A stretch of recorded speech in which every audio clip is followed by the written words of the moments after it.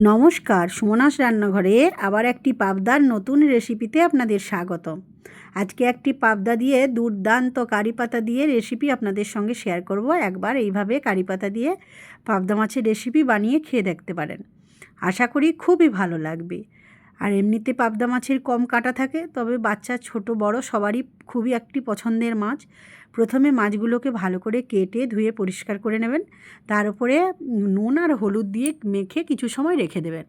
তারপর নুন আর হলুদ দিয়ে মেখে রাখার পর গ্যাসে একটা কড়াই বসিয়ে তাতে পরিমাণ মতো সর্ষের তেল দিয়ে দেবেন।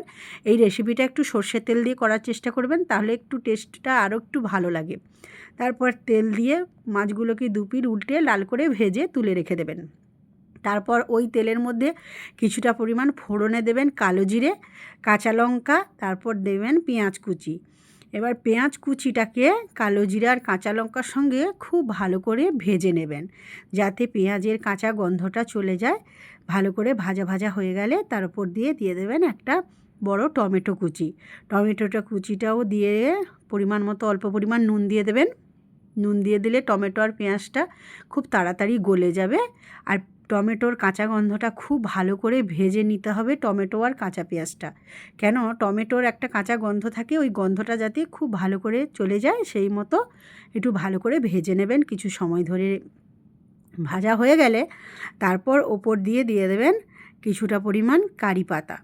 কারি পাতা দিয়ে আবারও পেঁয়াজ টমেটোর সঙ্গে কারি পাতাটাকে ভাজতে থাকবেন।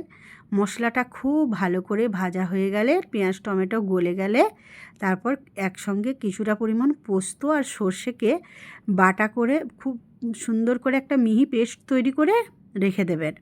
তারপর এইদিকে যখন মশলাটা খুব ভালো করে ভাজা হয়ে যাবে, তখন ওই বেটে রাখা যে সর্ষে পোস্ত বাটাটা দিয়ে খুব ভালো করে মিশিয়ে নিয়ে পরিমাণ মতো জল দিয়ে ঝোলটা অল্প পরিমাণ ফুটে উঠলে ওই ভেজে রাখা মাছগুলো দিয়ে দেবেন।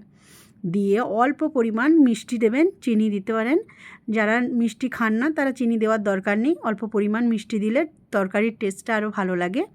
তো অল্প পরিমাণ চিনি দিয়ে ঝোলটাকে খুব ভালো করে ফুটিয়ে নেবেন।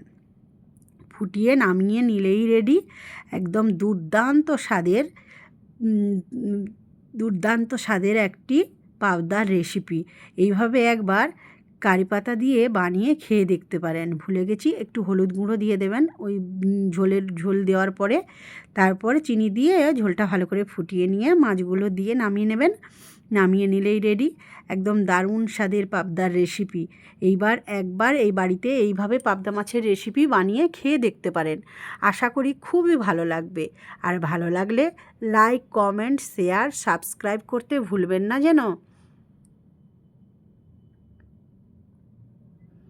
পাবদা মাছের তো অনেক রেসিপি খেয়েছেন, একবার এইভাবে বাড়িতে বানিয়ে খেয়ে দেখতে পারেন, আশা করি খুবই ভালো লাগবে।